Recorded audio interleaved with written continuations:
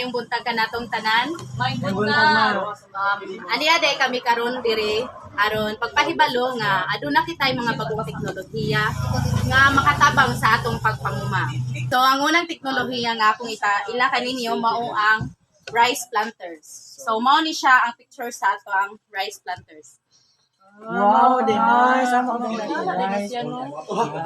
So kaning rice planters makatabang ni sa atong pagpanguma aron nga mapadali ang pagtanom sa ato ang mga similya sa ato ang basakan. Pwede mangutana ma? Oh, sure. Ma'am, pila na ika-oras na kuman ang pagtanong gumagamit ng rice planter? Sige, salamat sa pangutana, ma'am. So, ang rice planter, magdepende yun na siya sa kadakon sa ato ang area. So, for example, ang ato ang area is 1 hectare. So, mo-consume na siya of 1 to 2 hours.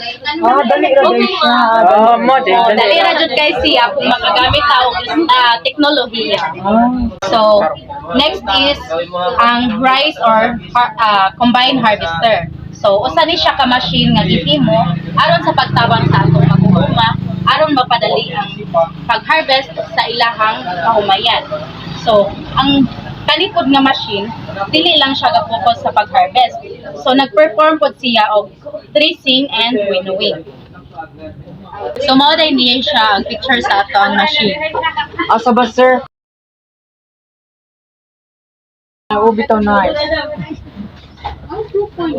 Nindot siya kay inigawas ani sa makina is nakasapo na siya, limpyo na siya na sa sulod sa sapo. Excuse me ma'am, if magamit ta ana nga makinarya, pila kay makonsume nga oras if magamit ta ana? So, salamat sa imong pangutana, ma'am. Kung mugamit ka sa makina na harvester, so kabata jud siya og kaning 1 to 2 hours per hectare. So, mas mapadali jud ang ato ang pagproseso sa ato ang harvest sa ato ang kabasakan. Ang water pump. So, kaning water pump, mao ni siya ang musuyop og tubig padung sa inyong field. Example is kaning inyong basakan. So, aron pod makatabang ni siya aron nga dili mahimong dehydrated ang inyong tanom. So, mao ni ang picture sa ato ang machine. Nice ma'am. Susunod niya maong teknolohiya mao ang tractor. Ang tractor mao ang machine nga cultivate sa atong mga kabasakan. So, para nga balik sa indot na kondisyon para nga magpadayon ang maayong ani sa atong mga kabasakan. So, mao rin siya ang tractor. Oh, nice. Wow. So, ang pinakalas nga teknolohiya nga among i-orient kaninyo mao ang drone. So, maybe sa atong nasod, so gamay pa lang kanang province nga naay drone. So, maybe sa ato, wala pa siguro ni but sa ubang mga province na siya.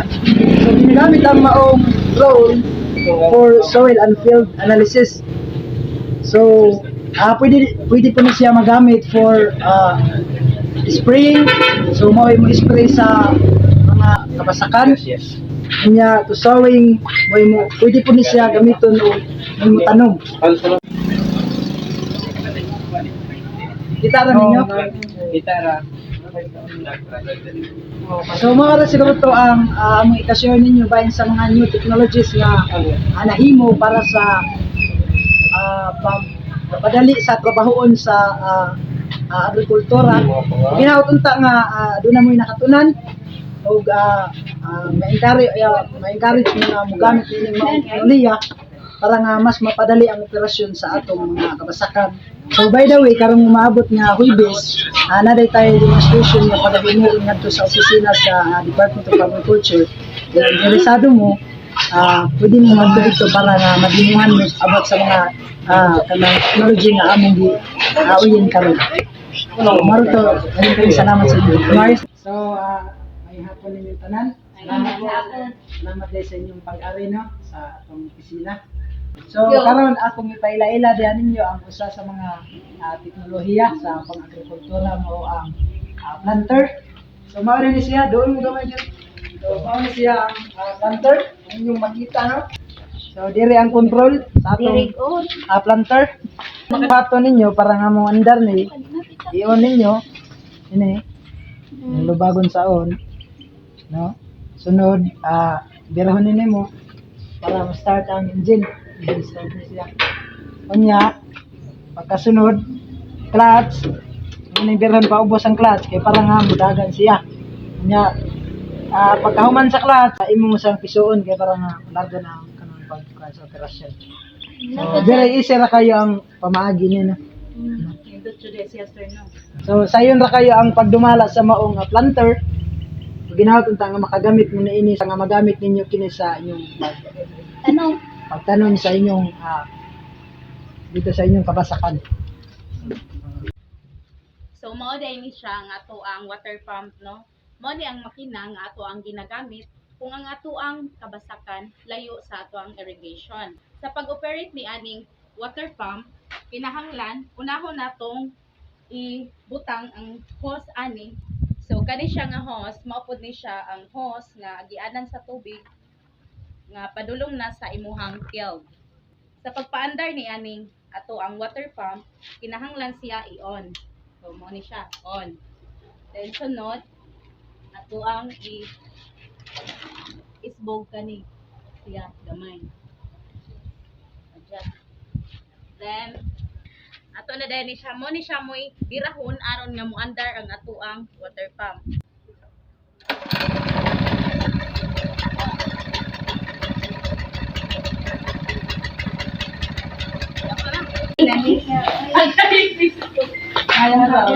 Kung may hapon siya din, may tuyo na.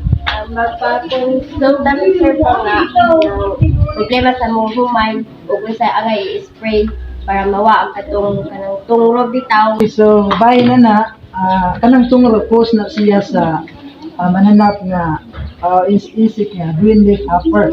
So, siguro na ako lang ihatag ninyo ning manual, no, mag-student guide ninyo para nga kung may mga sakit-sakit ang inyong mga kahumayan, na mo'y guide, no.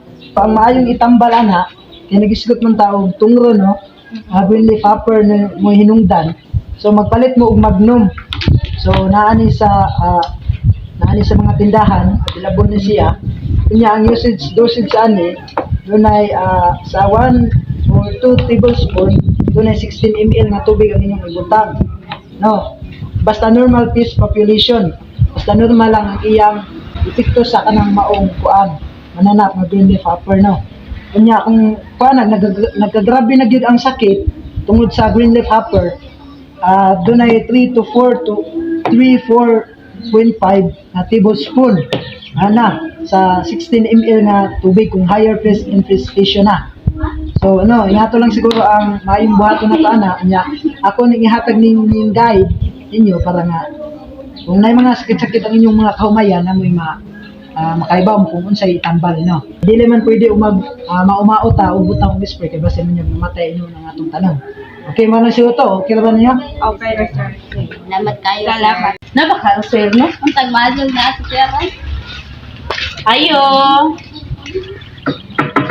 Oy, Ngayong hapon sir. may hapon sa din sa may ato sa may ato talaga. Sir, unsay maayong i-spray sa mga sagbot, sir? Sa sagbot. Pang control siguro sa sagbot ang inyong buti kasabot. Yan, sir. So kasagaran nga gamito no sa pag-control sa mga sagbot, kuan siya kanang run up, ginatawag run up. So ang dosage ana, duha ka takog, usa ka tangke nga tubig inyong gamito na. So kung di ko mo ganahan sa run up kay medyo mahal-mahal mo ganang run up, Mahal sa medyo ang kuan siguro sa run up mga 700 kapin, no. Naapotay 2 per day.